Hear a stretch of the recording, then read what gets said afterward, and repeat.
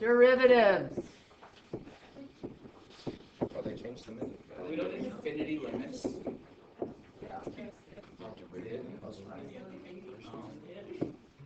All right. Derivatives.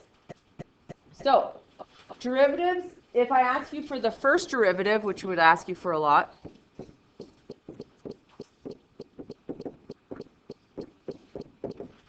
that gets you the tangent slope.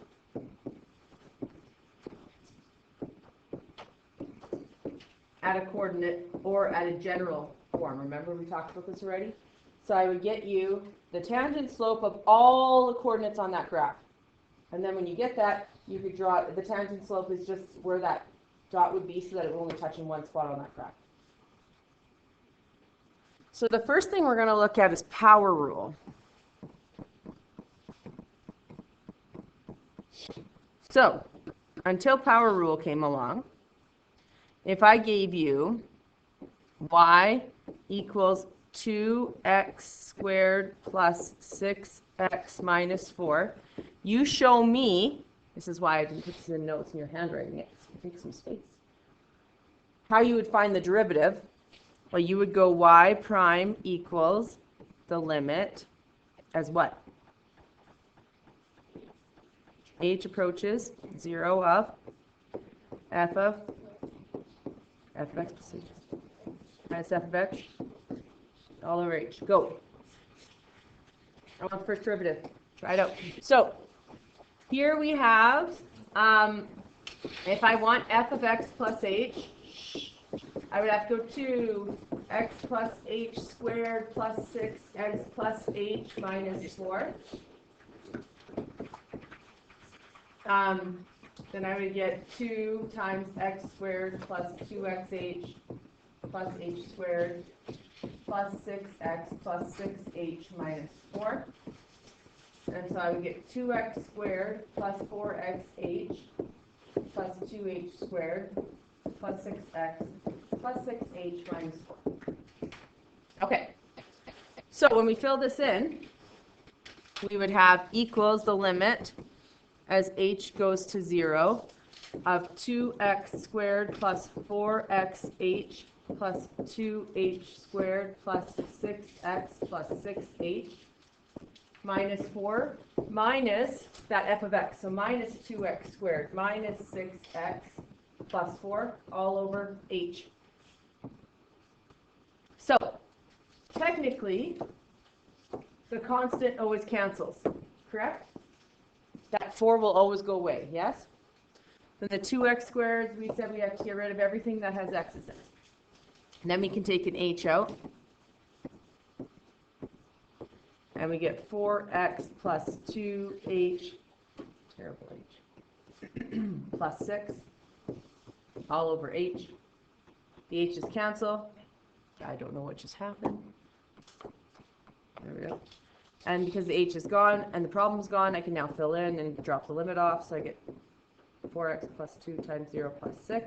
So I get 4x plus 6 in this long convoluted way using limits. Yes? So that's how they discovered tangent slope. Make sure you're paying attention. So how they discovered tangent slope was using limits, getting closer and closer and closer to general tangent points. Then they said, hey, we can use power rule whenever it's a polynomial. Whenever it's just a number with a variable and plus or minus a number with a variable plus or minus a number with a variable, it doesn't even have to be a polynomial.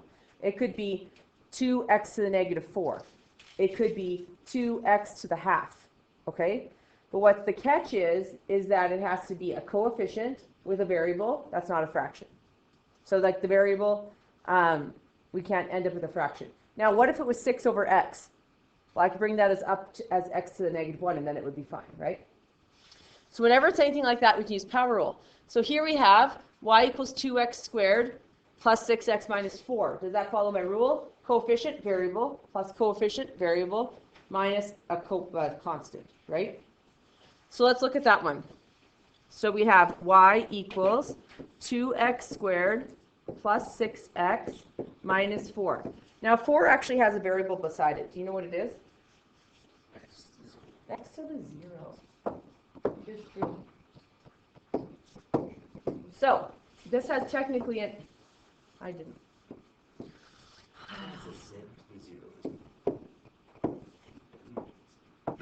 Yeah. So it's an x to the 0. We agree?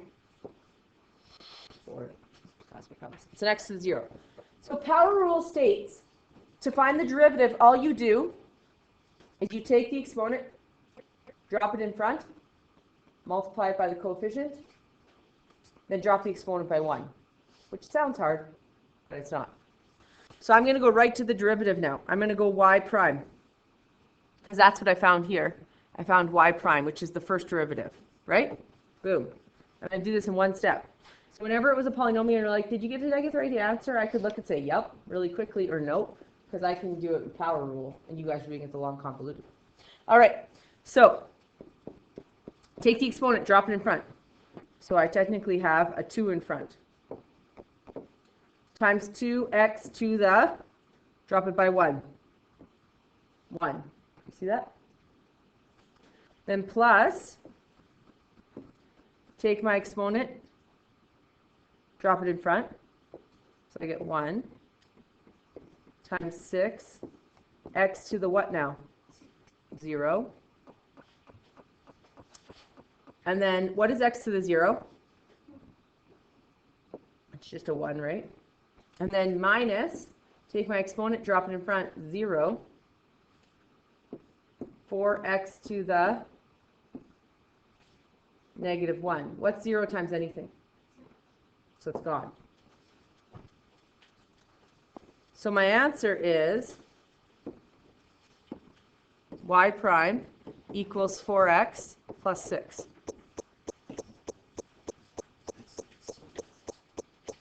So the catch here is, if you look at it, the 2x squared became 4x, correct?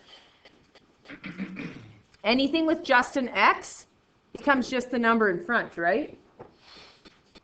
You know what I mean? So if you have a 6x, it becomes a 6, because the 1 drops in front and I get an x to the 0, which is just 1. And what happens with constants, like minus 4? It's going to go away, because you're going to take that 0 exponent and drop it in front. Are we going to show that? Do we have to show that? No. The constant can just go away.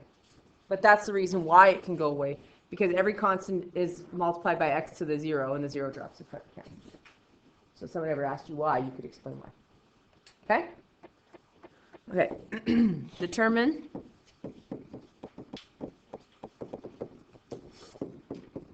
the tangent slope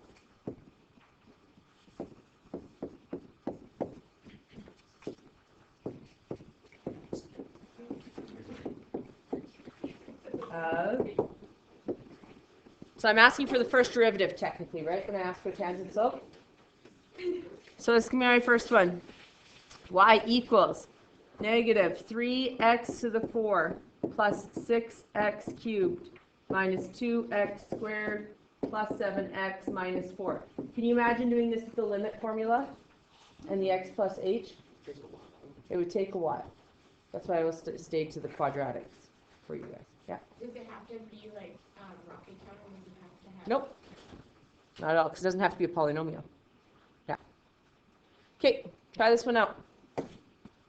What was the guy doing? So, I'm recording. So we take the 4, we drop it in front, so we write y prime, because that shows the tangent slope. And we get, go away, negative 3 times 4, which is negative 12, x to the what? 3. 3. Plus 3 times 6 is 18. Then instead of x cubed, it becomes x to the squared. Minus 2 times 2, drops in front, becomes a 4, x to the 1. This one will become 7, x to the 0 technically. Do I need to write that? And what about the minus 4? Cross it out. She gone. She gone. Okay? Try this one.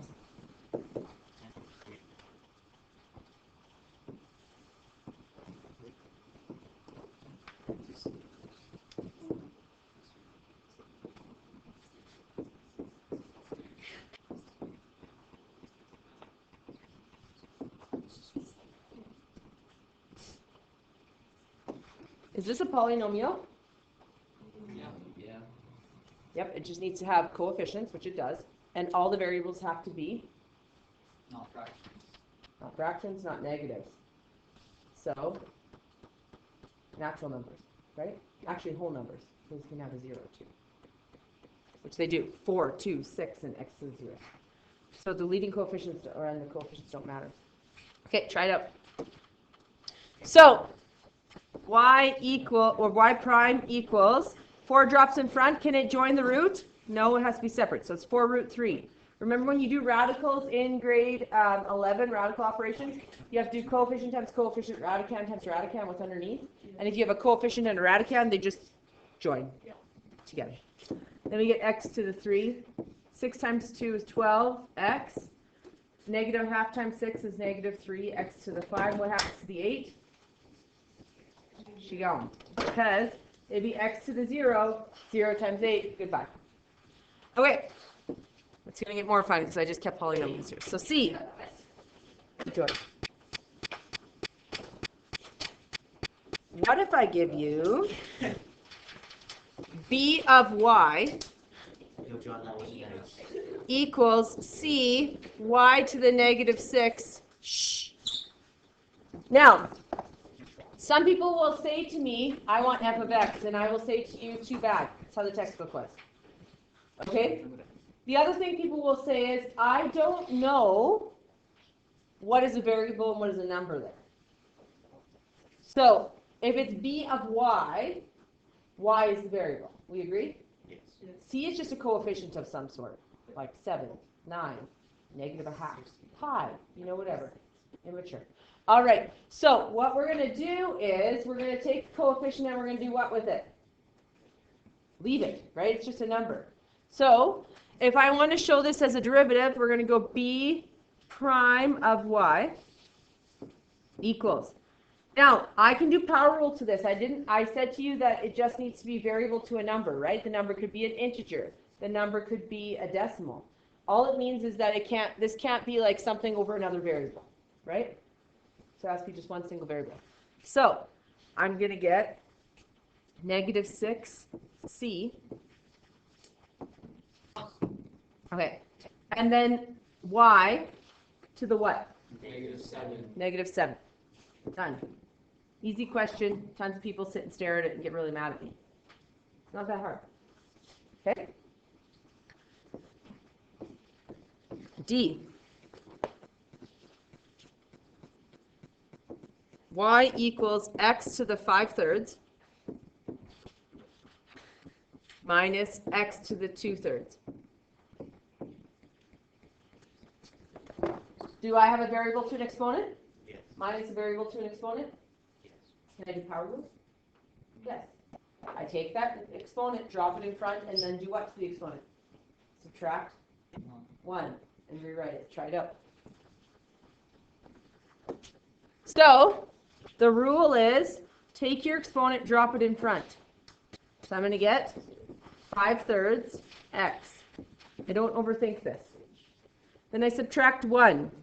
So if I did 5/3 subtract 1, that'd be the same as 5/3 subtract 3/3, right? Which is 2/3. So I'm going to get 5/3 x to the 2/3 minus the 2/3 drops in front. X. Well, I just do 2/3 subtract 1. I'm subtracting 3/3. I don't know why it's not drawing in black because I'm using a black pen. And I get negative 1/3. So it doesn't have to be a polynomial to do this. What is this actually finding? The tangent slope. The first derivative. So like, is that like a straight line along it? No. The tangent slope, I think you might have missed it, but when you draw a graph, there's going to be a coordinate on that graph. There could be tons of coordinates on that graph. What we're doing is this is the general tangent slope to every single point on that graph. Tangent means touches in one spot. So if this was the actual graph to begin with, and I wanted the tangent slope at this coordinate here, let's say, I'd plug that coordinate into this equation, and it would get me the line that will just touch in one spot, Okay. which will help us draw graphs, which is the next unit. And get max and mins. All right, so that one's done. Now, I like it in that form. They could write it in radicals.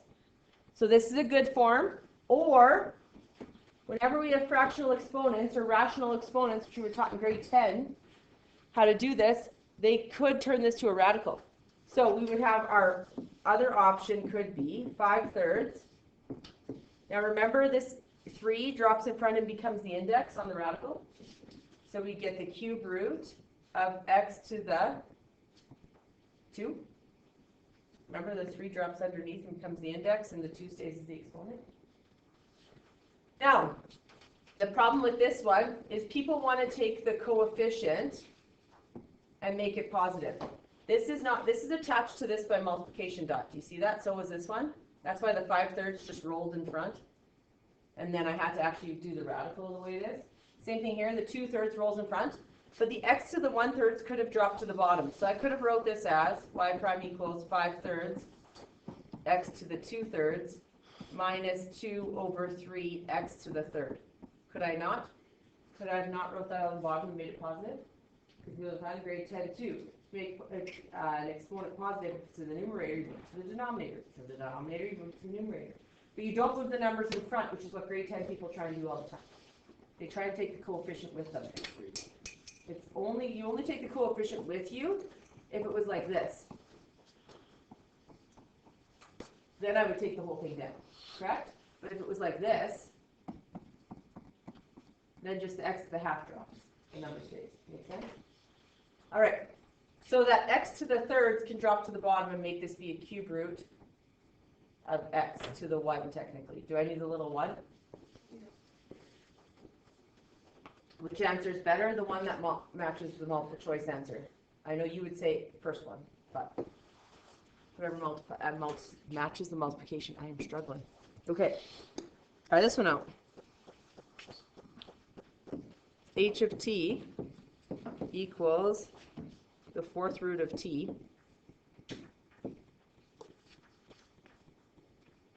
minus the cube root of t squared.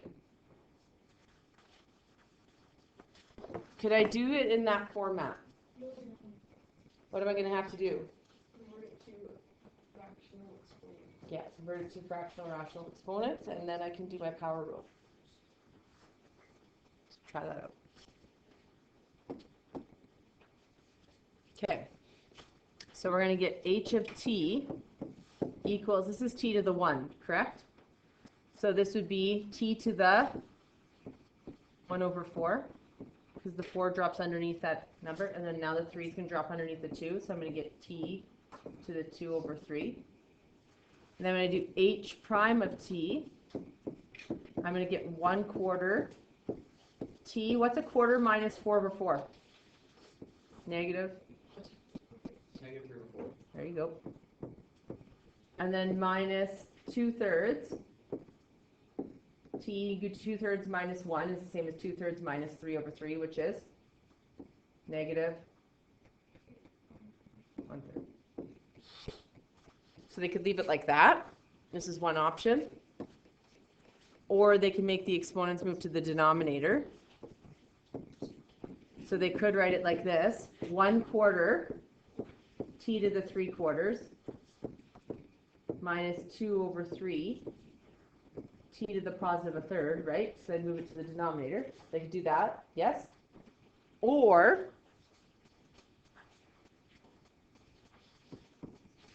h prime of t equals 1 over 4, the 4th root of t cubed minus 2 over 3, the cube root of t.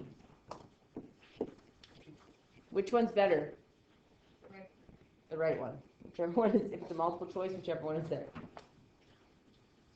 And if they say positive exponents, then it would either be, well, it'd have to be 2 if it's like positive. All right.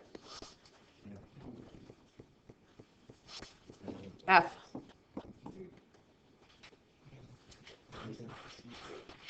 I'm giving you F and G, and I'm going to tell you right now, they can be done by power rule. So you have to think, how could I change these to be number variable plus number variable minus number times a variable? You know what I mean? It has to be in that format, correct? Okay. Testing your brains. I believe in you. Square root of x times x minus 1. That's f. And g is y equals square root of x plus x over x squared. So these have to be written in a format that can be number variable exponent plus number with a variable with an exponent plus number variable with an exponent, right? It has to be just terms, single terms. So currently this is two things multiplied. That's a problem. This is division. This is a problem. So if you get rid of the multiplication, you have to get rid of the division somehow. So most people, you guys, you will F and G, you're going to do product rule and quotient rule once we learn them. That's what you're going to do. But they're way faster done with power rule. So whenever I have a distribution situation here, you can distribute through and then you just have x's and then you can just do power rule, correct? G, people will never see that they can do power rule, but you can always do power rule when your denominator is one variable. So you can always do power rule when your come on board. When your denominator, I don't know what it's doing, is one variable.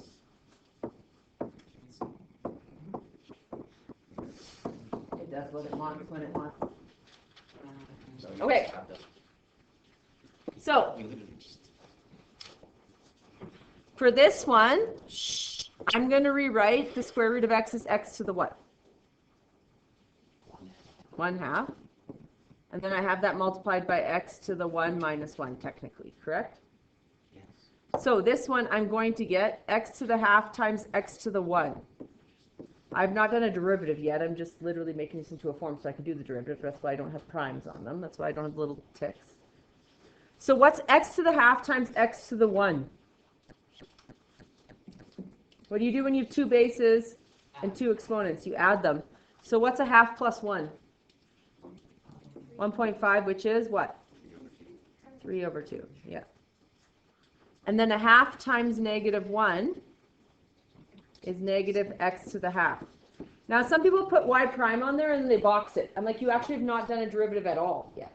We've just moved it to a form that we can maybe do a derivative with, correct? That's why I don't have the y prime. So I don't have the y with a little tick because I have not done the derivative.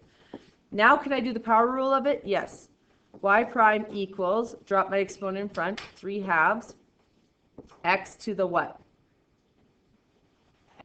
Half, because it's going to be 3/2 minus 1, which is 3/2 minus 2 over 2, which is 1/2, minus 1/2 x to the what?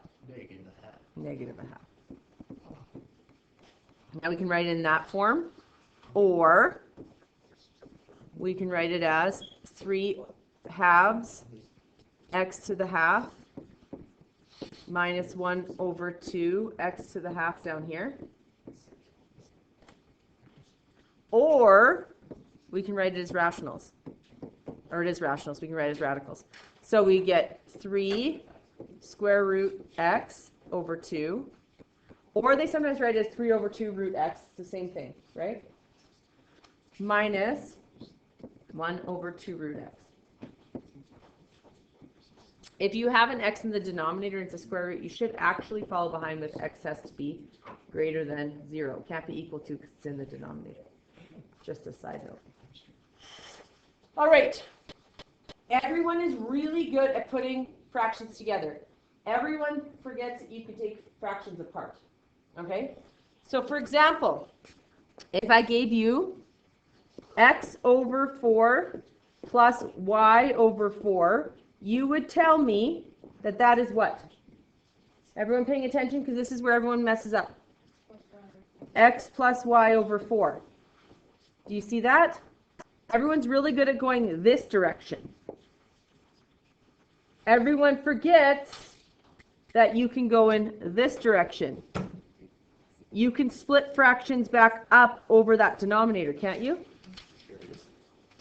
So I'm going to star this one because you can do it with quotient rule later when you learn quotient rule, but it's actually a lot faster to do with power rule. So we technically can say, what would it have been before it was all over x squared? What would it have been before it was x over x squared? Well, it would have been root x over x squared plus x over x squared, wasn't it? It could have been both of them over x squared and then put together as 1x squared. Yes? We agree? Okay, and the square root of x we can write as what? X to the half over x to the 2 plus x to the 1 over x to the 2. What do you do when you have two bases and two exponents and you're dividing? Minus. So we're going to get 1/2 minus 2. 1/2 minus 2. That's the common denominator, so I'm going to go 1/2 minus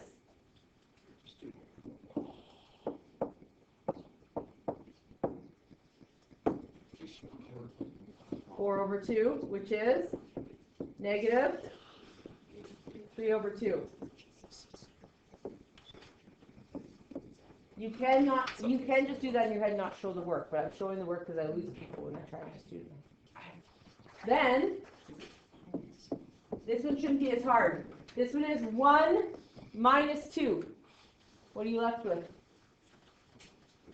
1 minus 2. Not a half. 1 minus 2. Guys, grade 7 integers. There we are. Negative 1. So we can leave it like that, or we could write it. How do I move that to the bottom if there's nothing in the numerator with it? What's sitting beside it? A 1. So it'd be 1 over x to the 3/2 plus 1 over x. Or I could write it as y equals 1 over the square root of x cubed plus 1 over x. Technically, any of those are good. Do a derivative. Oh my gosh. How? Oh, that's so disappointing. You waited till I gave the third option before you said that? Yeah, that's like, you're the teacher. We should just trust So you. disappointing. Yeah. Y prime equals negative 3/2 x minus 5/2 plus negative 1. Y equals plus a negative, whatever I did. X to the negative 2. Explanations go out the window when I'm done. Oh boy. What am I doing? Y prime equals negative 3 over 2 square root of x to the 5 minus 1 over x squared. Okay. All right. Ooh, this is a good one. H. See what you do. G of u equals square root 2u plus the square root of 3u. And then we're going to do I.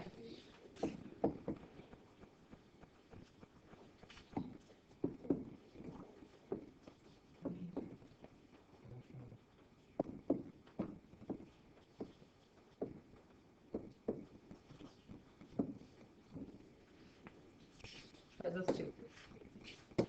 Okay, so we have G of u equals root 2u. Do I need to change the root 2 to anything? No, because the u is the problem, and the u is to the 1. That one's not an issue. And this one is 3u to the half. So if you want to, you can distribute that half through. You can go G u equals root 2u plus, this can distribute through, so that would be root 3 u to the half. So G prime of u equals root 2 u to the 0. Do I need to write u to the 0? No. And then the half joins the root 3. So I'm going to get 1/2 times root 3. U, subtract 1 from a half. is negative a half. And how I can write that in a different form is I can go root 2 plus the root 3 is over a 1 technically, so I can get root 3 over 2 u to the half down here. Or the square root of u down there, right? This one, we have to remember to FOIL it, but I'm going to write it in a form that doesn't suck. So I'm going to get x to the half plus x, this would be x to the third, correct? Negative a third. So we're making, sorry, a third. So we move it up, we're going to make it be x to the negative a third. Again. So that's what squared means. So v equals x to the half times x to the half, which is x to the 1. That's the best thing that can happen. The half plus a half is 1. Then outside, so it is first outside, half times negative a third. What's x to the half times x to the negative third? That's a half minus the third. Good. Because this would become 3 over 6 minus 2 over 6, which is 1 over 6. Then the inside would be same thing, x to the 1/6, and then x plus x to the, what's negative a third plus negative a third? Negative 2/3. And then I can do v prime. The derivative of x, what does it become? 1. And then these would become, I'm going to be lazy and try to here. What's x to the 6 plus x to the 6? X to the third. 2x to the 1/6. It's like doing x squared plus x squared. What is that? 2x squared. What's x plus x? 2x. It's like terms, right? We're just putting together like terms. So we have 2x to the 1/6 sitting here. So I can drop the 1/6 in front. So I get 2 over 1 times 1/6. X to the, what's 1/6 minus 1? Minus 5 over 6. And then the negative 2/3 drops in front. X to the negative 5/3. So b prime equals 1 plus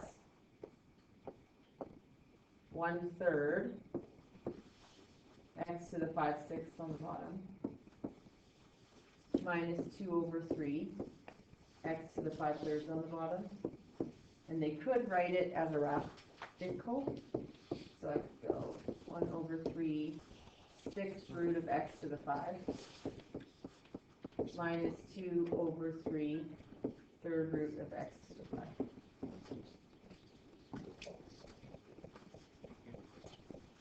For what? Probably not. All right. Yeah.